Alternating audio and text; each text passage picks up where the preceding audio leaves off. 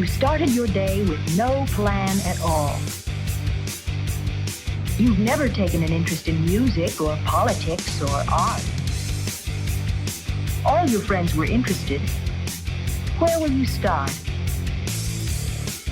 If you try, really try, you might get off to a decent start someday.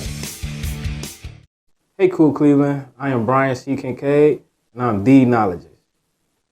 I just graduated Kent State University with a degree in Enology, which is basically the science behind winemaking and brewing. What made you want to go into that academic field? I didn't necessarily want to. I didn't know what it was. Ironically, winemaking isn't something you need a degree to do. Fairly new. It's only about 10 years old as far as the degree is concerned. A lot of people don't even know that it can be done. It all started in 2020 during COVID. My wife's mentor, she introduced me to him. He owns a vineyard in the inner city Cleveland, Midtown area. And he pretty much suggested it and told me, he's like, this is something you should do. So I'm like, all right, I'm gonna look into it. And he made a phone call, and a week later I was enrolled in college. So I didn't have no idea what I was getting myself into for the most part. Before this, I had no ambition to be a winemaker, to be honest. So now I'm like fully involved, I'm fully invested, and it's one of the greatest things I decided to do. Since Mansfield has passed, I had to figure out different avenues to propel my career, so to say. Do everything from the ground up. Buy the equipment, get everything I need, the ingredients, and kind of just do it in-house. So that's what we're gonna do now.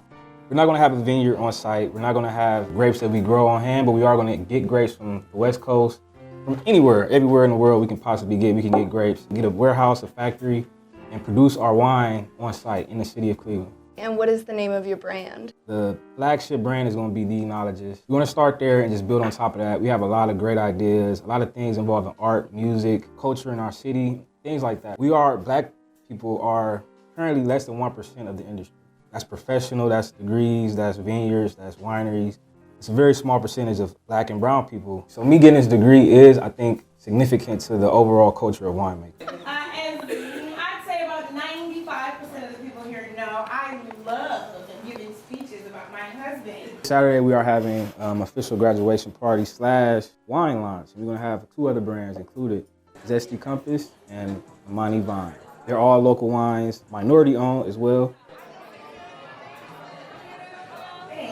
And he went back to college in the middle of a pandemic.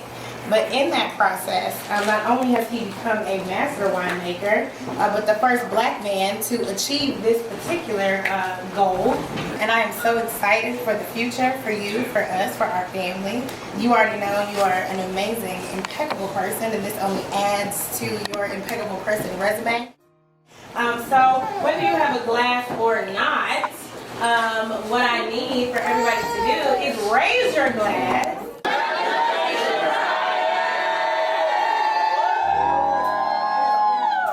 Eventually it's going to be very accessible, but for now it's very limited. Because right now I'm actually still in the research and development process. What has the community response been? Because I know you said you were involved with others. So it's been surprisingly very good. Nobody expected me to become a winemaker. Like it wasn't in the cards.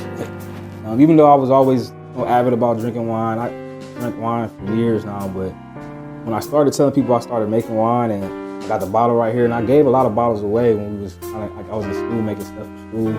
I was giving those bottles away to our friends and family, and the response was amazing. Like, people was loving it. We actually own a salad bar. That was our very first step into this whole endeavor. It was our salad bar. That's what we introduced to Mansfield. Until he passed away, then things really, really changed. There's a lot of things already in motion. So we actually met Tom at Mansfield's funeral. I think he probably caught us staring. I told my wife, like, look at his hat. We heard stories about, Mansfield is very outspoken, and getting to learn Tom, he is too.